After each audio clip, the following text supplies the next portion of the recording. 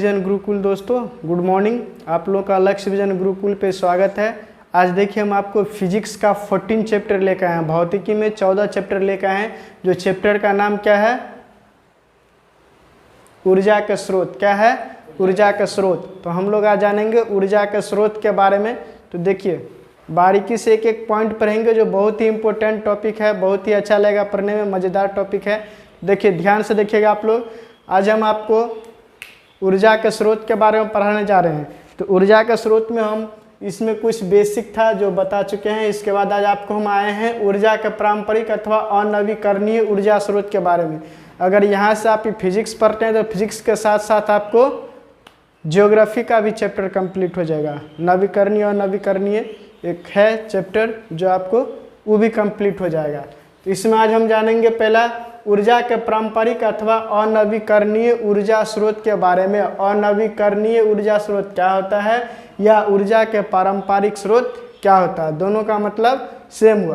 तो देखिए अब हम लोग जानेंगे इसके बारे में। तो हम आपको बताए हैं ऊर्जा के वे स्रोत जो सीमित है। क्या? ऊर्जा के वे स्रोत जो सीमित है, यानी कि कुछ इसका लिमिटेशन है, ज़्यादा से ज़्यादा इसका यूज करेंगे तो समाप्त हो जाएगा।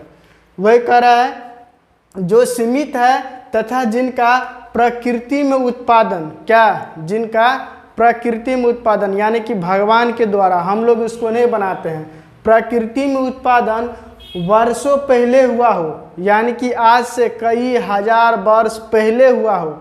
ये नहीं जो आज खत्म हो गया तो फिर कल बन जाएगा, ऐसा नहीं। कईयों हजार वर्ष पहले हुआ हो और जिन्हें पुनः निर्मित न किया जा सका। और इससे को क्या किया जाए? पुनः नहीं, दोबारा नहीं बनाएंगे। जैसे एक बार बना के यूज कर लिए तो उसको हम लोग दोबारा नहीं इसको बना सकते हैं। और निर्मित नहीं किया जा सके ऊर्जा के पारंपरिक अथवा अनवीकरणीय स्रोत कहलाते हैं। क्या कहलाते हैं? ऊर्जा के अनवीकरणीय अथवा पारंपरिक स्रोत कहलाते हैं। तो देखिए इसके बाद हम आपको बताए हैं ऊर्जा के पारंपरिक स्रोत निम्न है। ऊर्जा के पारंपरिक स्रोत निम्न है। तो ऊर्जा का स्रोत क्या क्या चीज़ सब है, कहाँ कहाँ से हमको ऊर्जा मिलेगा? तो पहला जानेंगे हम जीवाश्मी या जीवाश्म ईंधन। क्या चीज़? जीवाश्मी या जीवाश्म ईंधन। तो देखिए हम लोग जानेंगे जीवाश्मी या जीवाश्म ईंधन के बारे में। तो जीवाश्मी या जीवाश्म ईंधन क्या होता है?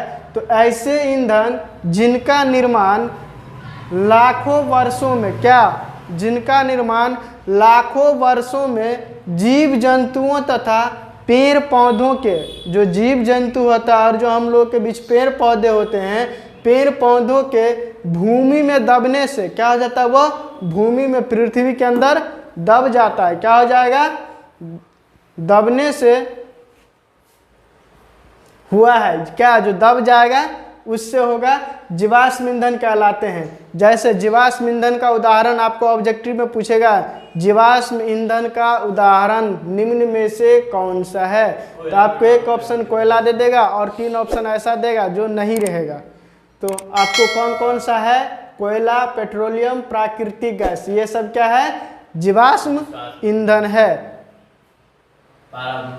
तो ये सब कैसे बनता है? तो कभी देखे होंगे भूकंप आता है तो भूकंप में बहुत जान माल की क्षति होती है। जो जीव जंतु होते हैं वह दब जाते हैं पृथ्वी के अंदर, जो पेड़ पौधे होते हैं वह भी पृथ्वी के अंदर दब जाते हैं। वही लाखों वर्ष हो जाते हैं दबे हुए। उसके बाद इससे हमको मिलता है जीवाश्म ईंधन। जैसे जीवाश्म ईंधन के रूप में कोयला, पेट्रोल, प्राकृतिक गैस जिसको CNG गैस कहते हैं, वो सब। देखिए अब आगे जानेंगे। आज हमें ऊर्जा का एक बड़ा स्रोत जीवाश्म ईंधन से प्राप्त होता है। यानी कि मुख्य रूप से ऊर्जा कहाँ से हमको प्राप्त होता है? तो जीवाश्म ईंधन से। ऑब्जेक्टिव में ये क्वेश्चन रहता है, इसको याद रखिएगा। आज हमें ऊर्जा का एक बड़ा स्रोत कहाँ से प्राप्त होता है? जीवाश्म ईंधन से। तो देखिए जीवाश्म ईंधन का ये हो गया। इसके बाद हम आपको कोयला के बारे में बताएं, कोयला क्या होता है, क्या है, नहीं है। तो कोयला के बारे में जानेंगे हम लोग। तो कोयला एक जीवाश्मी ईंधन है। कोयला कैसा ईंधन है? जीवाश्मी या जीवाश्म, दोनों सेम है। जीवाश्मी ईंधन है तथा यह ऊर्जा का सबसे बड़ा स्रोत है। यह क्या है? ऊर्जा का सबसे बड़ा स्रोत है। यह काले रंग का पदार्थ है। यह कैसा रंग का होता है? काले रंग का पदार्थ। यह कैसा होता है? कोयला काला होता है। तो काले रंग का पदार्थ है जो कार्बन तथा कार्बन के यौगिकों का मिश्रण है। कार्बन तथा कार्बन के यौगिकों का मिश्रण है, जिनमें ऑक्सीजन क्या होता है? जिनमें ऑक्सीजन, नाइट्रोजन तथा गंधक होता है। देखते हैं कोयला जलता है तो ऑक्सीजन रहेगा तबे जलेगा, और गंधक यानी कि कुछ स्मेल करते रहता है, महकते रहता है, जलता है तो, और नाइट्रोजन भी पाया जाता है। तो कोयला में 3 प्रकार के गैस पाया जाता है। फिर आगे हाँ, फिर आगे हम लोग देखेंगे पेट्रोलियम के बारे में। किसके बारे में? पेट्रोलियम। तो पेट्रोलियम क्या होता है? तो हम लोग जानते हैं जब पेट्रोल यूज करते हैं तो पहले पेट्रोलियम रहता है, फिर जाकर पेट्रोल बनता है। तो देखिए पेट्रोलियम के बारे में जानेंगे हम लोग। पेट्रोलियम का शाब्दिक अर्थ होता है, यानी कि पेट्रोलियम का मुख्य अर्थ होता है, शाब्दिक अर्थ होता है, क्या होता है?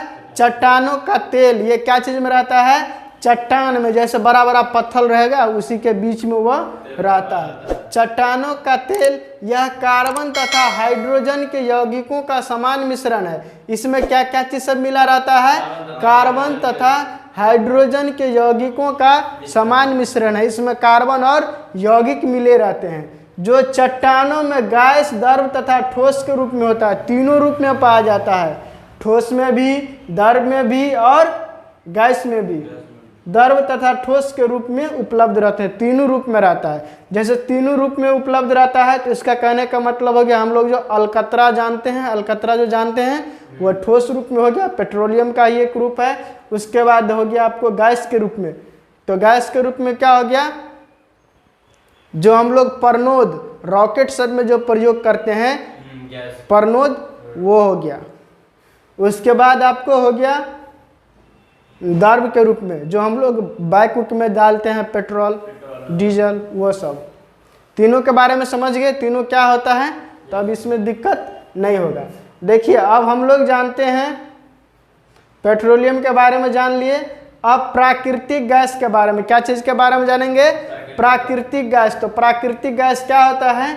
इसे संपीड़ित प्राकृतिक गैस भी कहते हैं। इसे क्या कहते हैं? संपीड़ित प्राकृतिक गैस भी कहते हैं। यह ऊष्मा ऊर्जा का एक अन्य स्रोत है। यह किसका स्रोत है? ऊष्मा ऊर्जा का एक अन्य स्रोत है। यह भी एक जीवाश्म ईंधन है। यह भी कैसा ईंधन है? यह भी एक जीवाश्म ईंधन है। इस गैस में मुख्य रूप से मीथेन, इस गैस में क्या चीज सब रहता है?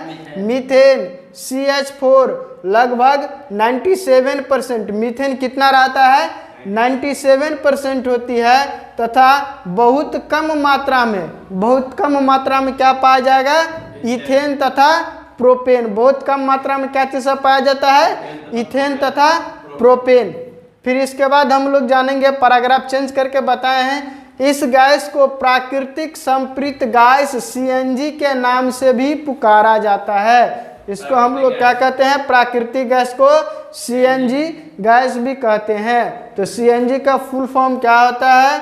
तो कंप्रोज नेचुरल गैस, जो आगे आपको बताएंगे इसका फुल फॉर्म भी। तो अभी सिर्फ इतना जान लीजिए, प्राकृतिक गैस को हम लोग क्या कहते हैं? CNG गैस के नाम से भी जानते हैं। इसके बाद दूसरा देखेंगे, तापीय विद्युत संयंत्र। क्या चीज के बारे में? तापीय विद्युत संयंत्र। तो देखिए तापीय विद्युत संयंत्र क्या होता है? तो इन विद्युत संयंत्रों में, यानी कि इस विद्युत यंत्रों में प्रतिदिन विशाल मात्रा में, यानी कि सब दिन प्रतिदिन विशाल मात्रा में जीवाश्मी ईंधन का दहन करके जल उबाल कर वाष्प बनाई जाती है। यानी कि जीवाश्म ईंधन यानी कि कोयला को जलाकर उस पर हम पानी गर्म करते हैं, दहन करके यानी कि जला के जल उबाल कर वाष्प बनाई जाती है, जो टरबाइनों के यानी कि जो भाप बनेगा वो टरबाइनों को घुमाकर विद्युत ऊर्जा में उत्पन्न कर देगा। किस ऊर्जा में उत्पन्न कर देता है? विद्युत ऊर्जा में। इसके कहने का मतलब है कि हम लोग इसे बिजली भी बनाते हैं। कोयला से अगर कोयला जला देंगे तो बहुत ज़्यादा मात्रा में गर्मी ताप उष्मा होगा, उसमें पानी रहता है, जो पानी उबलते रहता है, और पानी को उबलने के बाद जो भाप बनता है, वाष्प बनता है, वह टरबाइनों को घुमा के किस ऊर्जा में रूपांतरित कर देता है? विद्युत उत्पन्न करता है। इसी से बिजली बनता है। समझ गए? फिर आगे हम लोग जानेंगे जल विद्युत संयंत्र। तो पानी से कैसे बिजली बनेगा, कैसा युक्ति है, तो इसके बारे में दिया है। ऊर्जा एक अन्य स्रोत बहते जल की, यानी कि ऊर्जा एक ऐसा स्रोत है जो बहते हुए जल की गतिज ऊर्जा है। बहते हुए जल की क्या है? गतिज ऊर्जा है। जब ऊंचे बांधों से छोड़ा गया, यानी कि बांध से, डैम से क्या कर जाता है? छोड़ा जाता है। छोड़ा गया जल टरबाइनों के ब्लेड पे, जैसे टरबाइन होता है उस पर ब्लेड होता है, पत्ती जिसको कहते हैं। जैसे पंखा में ये इसको ब्लेड कहते हैं, तो हम लोग इसको हिंदी में पत्ती कहते हैं। तो वह टरबाइनों के ब्लेडों पर मुख्य रूप से, यानी कि मुक्त रूप से, कोई टेंशन नहीं, कोई डर नहीं, आराम से मुक्त रूप से गिरता है। तो जल की गतिज ऊर्जा, जो जल में ऊर्जा आता है, कैसा ऊर्जा आता है? गतिज ऊर्जा टरबाइनों के ब्लेडों को, जो टरबाइन पे गिरता है गतिज ऊर्जा, उस ब्लेडों को घुमाती है। क्या कर देती है? घुमा देती है। और यह गतिज ऊर्जा जनित्र द्वारा, यानी कि जनरेटर द्वारा, यहाँ एक जनरेटर लगा रहता है, उसके द्वारा विद्युत ऊर्जा में परिवर्तित हो जाती है। किस ऊर्जा में परिवर्तित हो जाती है? विद्युत ऊर्जा में। इस प्रक्रिया से क्या बनता है? बिजली बनता है। नेक्स्ट क्लास में आपको पढ़ाएंगे बायोगैस के बारे में। क्या चीज़ के बारे में पढ़ाएंगे? बायोगैस के बारे में पढ़ाएंगे। हम जो आप लोग को पढ़ाएं आज ऊर्जा स्रोत के बारे में, अगर हमारी जानकारी समझ में आया हो तो आप लोग वीडियो को ज़्यादा से ज़्यादा शेयर कीजिए। और आप लोग का अपना चैनल है लक्ष्य विजन गुरुकुल, इसको ज़्यादा से ज़्यादा सब्सक्राइब कीजिए, अपने दोस्तों को बताइए। आज के लिए इतना। जय हिंद।